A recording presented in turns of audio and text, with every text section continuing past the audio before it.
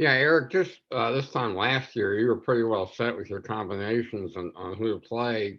Is it different right now? I mean, just kind of how are you sorting through everything with some of the guys like Kamani Johnson and Wade coming on late? Yeah, I mean, I think we're still a work in progress, much like we were last year as far as, what offensive sets, who we're going to. Everybody in college athletics right now is figuring things out on the fly as well. So, certainly we feel that we've had a good body of work to evaluate everybody. We've got a lot of film, assistant coaches, support staff. Everybody's been the guys that run numbers for us have been running numbers, looking at plus minuses, looking at everything to try to figure out, what's the best unit to put out there, looking at matchups, in particular with Mississippi State on exactly what we have to do or try to do, because it's always a game of matchups, whether it's, a baseball hitter and a pitcher, whether it's a wide receiver and a defensive back. It's the same thing with us trying to figure out, the strengths of Mississippi State and how we can try to eliminate or take those away to the best of our ability. And then on the flip side, how we can take advantage of a certain matchup as well. Also, Adis Tony, is he okay physically? I mean, he just hadn't been the same player the last couple of games. Is there anything wrong with him, or just it's a slump? Yeah, no, there's nothing wrong with him physically. He's had a couple good practices since we've been back, from the break. Thank you. Hutch? Yeah, Coach, what are your impressions so far of Mississippi State? What are the kind of the keys going into this game? Really well coached. Ben Holland does a great job. They go to they have a lot of strengths, obviously.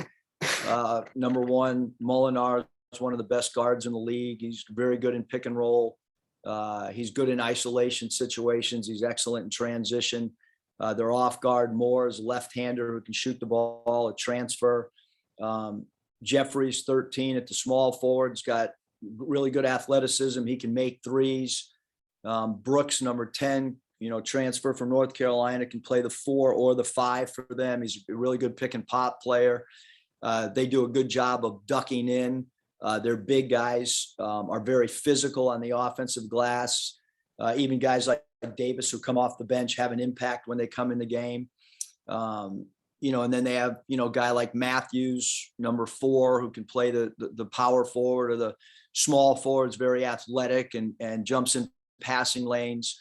A really talented basketball team. I think they did as good a job as anybody in college basketball with the with the transfer market this offseason. They got a lot of really competitive guys, and they have a coach who gets his teams to play hard. I also wanted to get your thoughts on Jackson Robinson. Seems to have come on really strong the last couple of games. Is that something you saw coming from him based on what you saw in practice? And is he a guy that could come on strong, down the stretch, kind of like Jalen and Devo did last year? Yeah, I think, Jackson's a guy that, when we didn't get him, the first go around, I was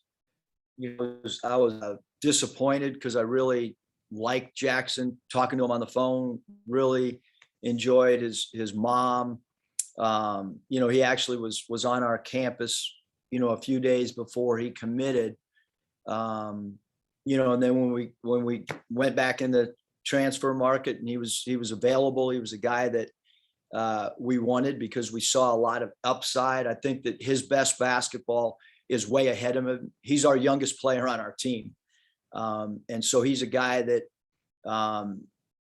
he kept working, kept getting better in practice, liked the development of his process, because I think confidence becomes really important for a young player.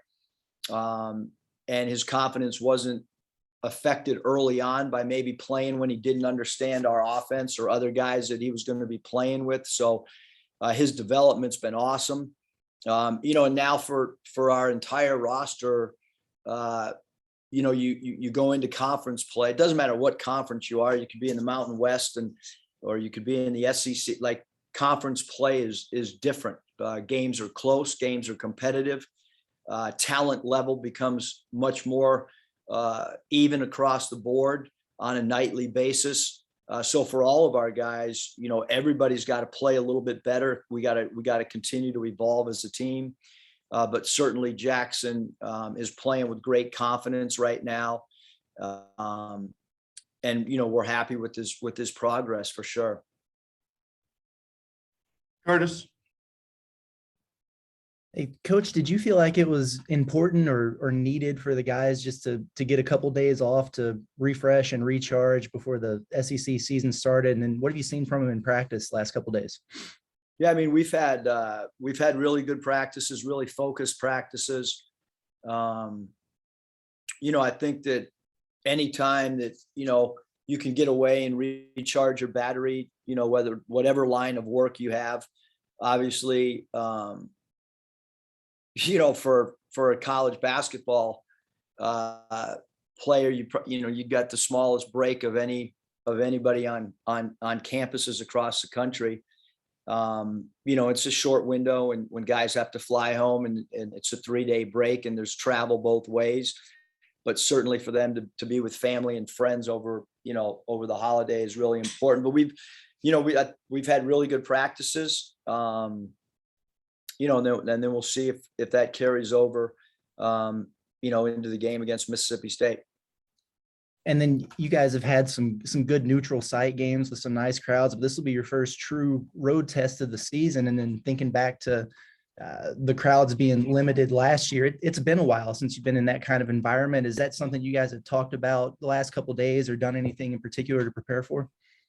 No, I mean, I think, you know, our guys we understand that, you know, you go on the road, you have to bring your A game. You got to limit turnovers. You've got to know the game plan inside and out. You got to know the opposition strengths and weaknesses. So, I mean, we're not, you know, playing crowd noise or anything like that in practice. You know, you're playing in the SEC. You've got road games. All 9 road games will be extremely difficult, as is every home game. So, you know, for some of our younger players, you know, certainly, you know, even Jalen and you know, Devo, guys like that. Last year, you know, they haven't played in front, even the NCAA tournament. I mean, you're talking about crowds that were very limited. So Jackson, those younger players, you know, have not played in front of, you know, crowds where, you know, maybe somebody like Chris, an older player, has played in front of some big crowds. But even Stanley mentioned in our red and white game that, you know, that would be a really big crowd where he had played in his previous league, that red and white crowd, he made the comment of that. So, you know, we have to hope that Trey's, you know, playing on the road and guys like Chris, that, you know, helps us to some degree. Bob. Hey, Eric, hope you're feeling a little bit better. I know you hadn't had the surgery yet, but hey, Danielle tweeted out a picture of you, I guess, from several years ago. I think she made reference to a torn Achilles. Could you give us the backstory now, like when that was and what happened and kind of what that experience was like? It was 4 days before I was getting ready to coach the Venezuelan national team. And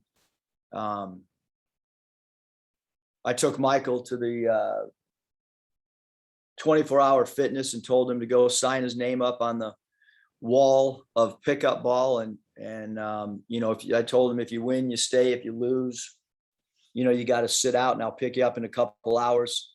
I wanted him to, you know, play with guys, not just at his own, you know, that were on his own team, but to play with grown men, to try to help him as a player. And he called after I got back on the freeway and said, "Dad, can you come back and play?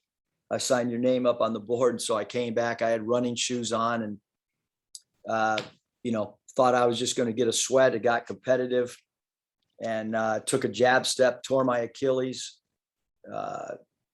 Danielle did research on the internet, and there were people, not a lot, but there were people with the torn Achilles that,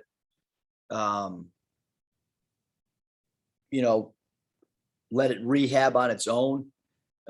We found a doctor that gave us instructions. I brought it over to Venezuela. They took the cast off virtually every day. and reset it on different angles. And I don't know what they did, but they lasered it. Probably a really dumb decision, but I knew if you had Achilles surgery, you could not fly long distance because of blood clots. And I wanted to coach really bad and put, coaching and career way ahead of health.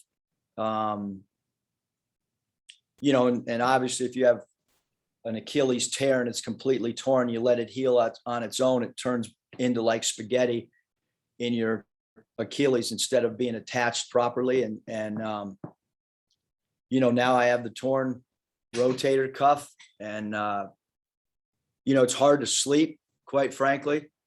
And hopefully, it gets a little bit better. The pain, it's hard on the road, especially because you can sleep in a chair at home upright, but on the road, I walked around Little Rock till 4 a.m.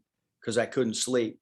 And hopefully this road trip, can be a little bit more comfortable, because it is painful. And so we'll see how it goes, game by game or day by day. Because if you get the surgery, it's gonna eliminate a lot of activity on the practice floor and a lot of demonstration. I think coaching is, you do need to be active and demonstrate. And so we'll see how it goes over the next week or so. Does that experience with your Achilles? Jalen said that you really haven't changed your coaching style. You're still coaching like you always have. Does that experience, I guess, painful as it was, has that helped you through this? Like, hey, I got through that, I can get through this, whatever. Yeah, I think when you're coaching on crutches in a different country and half your team speaking a different language, that's probably a little more problematic. But this is probably a little bit more painful, just especially at night. So again, I know that meeting with the trainers and the doctors, we'd like to try to continue, the way it is. But a shot hasn't really helped at all. So,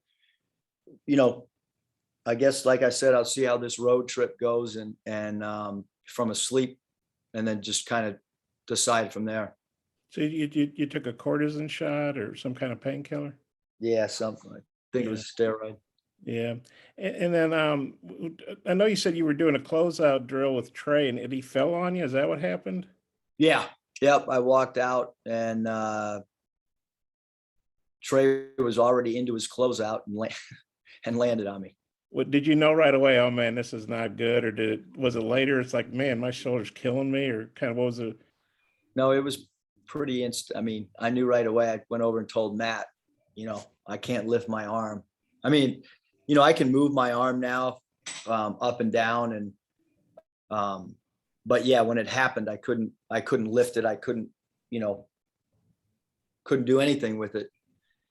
But the movement's fine except certain directions. So that's not the guy you want landing on you. I can tell you that. Yeah, and I saw your trainer tweet out like you're doing good. So are you doing daily work with him? Range of motion stuff, or just trying to some rehab stuff? Or yeah, I think the thing they want you is, they don't want that arm just to get stiff and I don't know what they call it, dead arm or whatever. But I'm moving it, and like I said, the only real problem, Bob, is at night.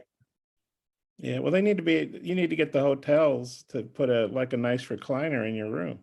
That's probably not going to happen in any of the SEC road hotels. Well, yeah, you can assume they were. Well, a basketball related question you started 10 guys the last 2 games. So are you still figuring out the lineups, or do you know and just don't want to say, or kind of what do you know what your rotation is going to be? Yeah, I think I think in all honesty, Bob, it'll work.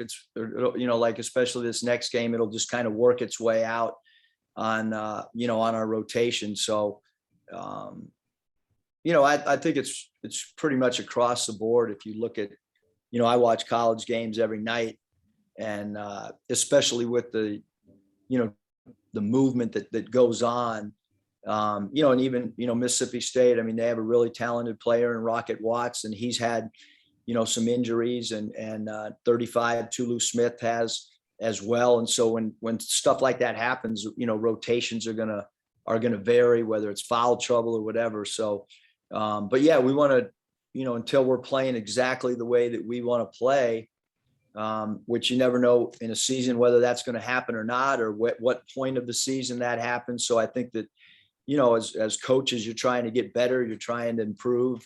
So yeah, certainly I think that, we're still tinkering, with the best combinations that we can put forth on a given night. And Thanks, that- Coach. I know you got to get to that practice. changed. Appreciate your time. Thanks, you guys.